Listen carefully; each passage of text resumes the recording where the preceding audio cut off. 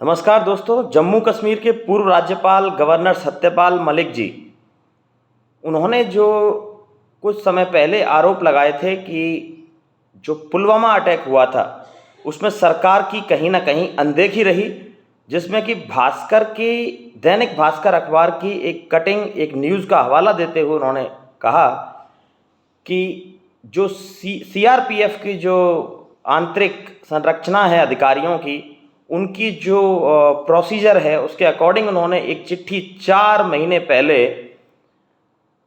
गृह मंत्रालय में भेजी हुई थी और गृह मंत्रालय से ये आज्ञा मांगी गई थी कि आप हमारे इस कॉन्वॉय को बाई एयर एक जगह से दूसरी जगह जाने का लिए हवाई जहाज़ या हेलीकॉप्टर अवेलेबल करवाएं। 4 महीने तक जब ये परमिशन नहीं मिली तो आखिरकार इतने बड़े कॉन्वॉय को बाई रोड एक जगह से दूसरे जगह पर भेजना पड़ा। और उस दौरान जिस रास्ते से ये कॉन्वॉय निकल के गया वो इतना पेचीदा और संजीदा बताया जाता है कि जहां पर पहले भी आए दिन इस तरह की घटनाएं होती रहती हैं।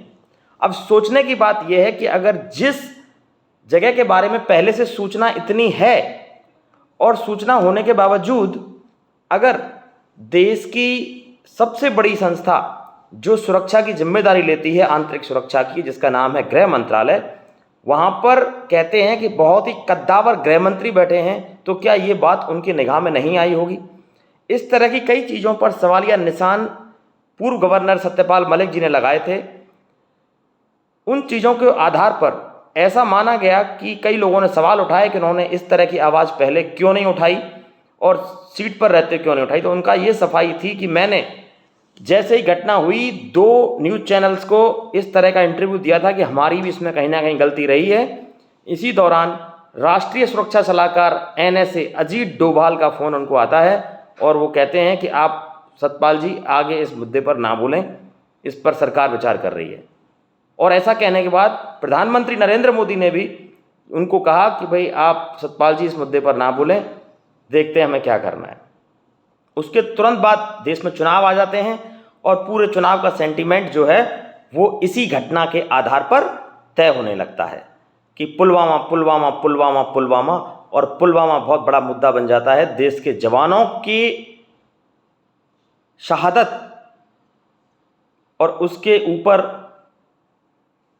क्या उपयोग, यूज़ और मिसयूज़ वोटों के लिए किया गया नहीं किया गया, वो देश की जनता से छुपा हुआ नहीं है, उनको बेहतर पता है। मगर सतपाल मलिक जी के ऊपर सिर्फ यही आरोप नहीं है, उन्होंने साथ में 2 चीज़ें और कहीं कि जब मैं जम्मू कश्मीर का गवर्नर रहा तो राष्ट्रीय स्वयंसेवक संघ के एक मजबूत कार्यकर्ता पदाधिकारी श्री राम माधव जी, उन्होंने रिलायंस की कुछ डील्स के लिए, रिलायंस इंश्योरेंस की डील्स के लिए कोई मुद्दा लेकर आए, जिसमें उन्होंने कहा कि क्या आपने वो डील फेल कर दी है। तो सुबह सुबह 6-7 बजे की ये बात है।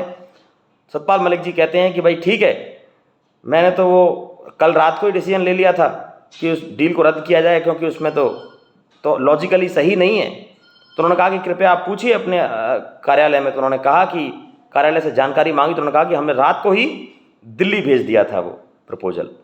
इस तरह वो वहाँ से दुखी मन से राम माधव उठ के आ गए।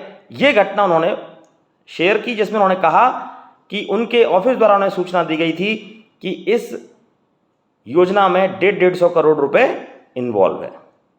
एक और ऐसा ही प्रपोजल वहाँ था। उसके बाद में वहाँ से राज्यपाल सत्यपाल मलिक का ट्रांसफ़र हो जाता है और वो गोवा के गवर्नर बना दिए जाते हैं।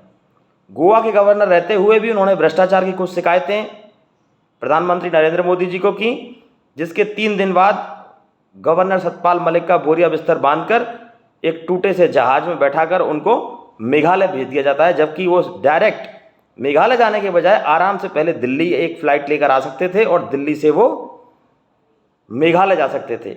ऐसी चर्चा स्वयं सतपाल मलिक जी से 1-to-1 वार्ताओं में हुई है, जिसके आधार पर मैं ये बातें आपको रख रहा हूँ। ये हवाई बातें नहीं हैं, प्रूवन हैं, ट्रैक रिकॉर्ड इनका मौजूद है, टेप रिकॉर्ड भी इनका मौजूद है।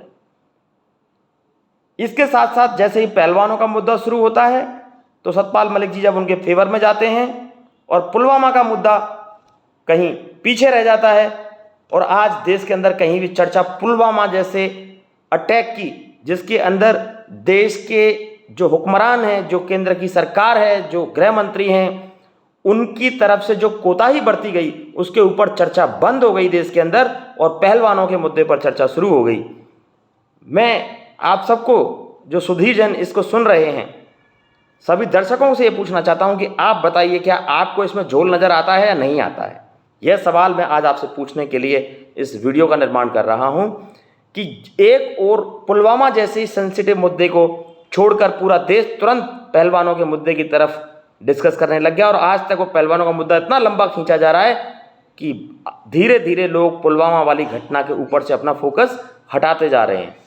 अगर यही चलता रहा तो इस देश के अंदर जो महत्वपूर्ण मुद्दे हैं, जिनसे कि देश की दशा और दिशा तय होगी, सरकारों के सफल और असफल होने की नीतियां तय होंगी, उनके पैमाने पर उनको तोला जाएगा, नापा जाएगा। उन मुद्दों के ऊपर जब सरकारों के ऊपर सवाल उठने बंद हो जाएंगे और आम जनता जब इन मुद्दों को भूल जाएगी, तो कैसे 2024 के लोकसभा चुनावों और उससे पहले आने वाले विधानसभा के अनेक चुनावों में लोग अपने विचारधारा तैयार कर पाएंगे, अपना माइंड मेकअप कर पाएंगे।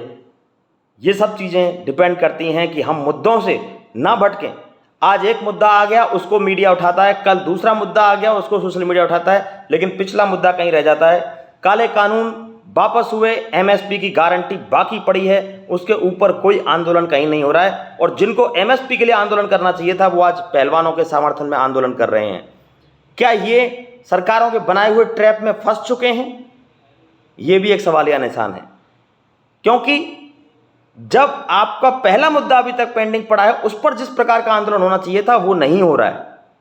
आज पहलवानों का मुद्दा जायज है, उसके खिलाफ भी आवाज़ उठानी चाहिए। और आवाज़ उठाने में अगर कोई हमेशा आगे रहा है तो खाप पंचायतें, किसान आंदोलनों के लोग, किसान यूनियनें, ये हमेशा रही हैं, उनको लड़ना और जीतना आता है, इसमें कोई शक नहीं है। मगर जरूरी यह है कि सरकारों के ट्रैप से हम बचें।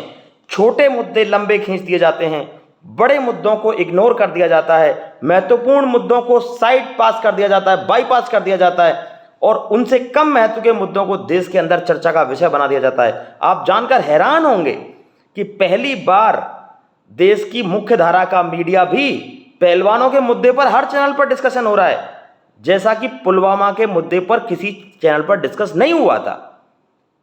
जो लोग इस षड्यंत्र को समझ जाएंगे, उनको पता चलेगा कि असली राष्ट्रवाद, असली राष्ट्र धर्म क्या है, असली देश प्रेम क्या है।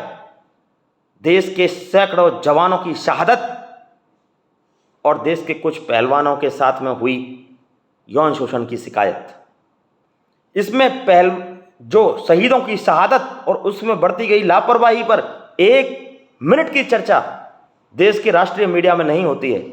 और पहलवानों की चर्चा इतनी खींच दी जाती है कि पुलवामा के मुद्दे को साइड में कर दिया जाता है। हमें दोनों फैसलों पर टिकना है, दोनों ही मुद्दों पर टिकना है। पुलवामा का भी हिसाब चाहिए और देश के इन नामी ग्रामी पहलवानों के साथ जो यौन शोषण हुआ, उसके ऊपर भी अटैक होना चाहिए, फैसला होना चाहिए।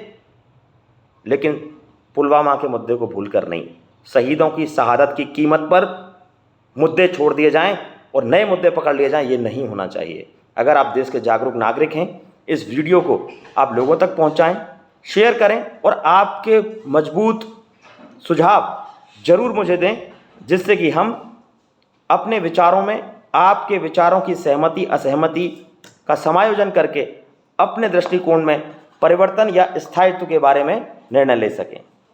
आपके कीमती समय के लिए बहुत बहुत धन्यवाद। नमस्कार।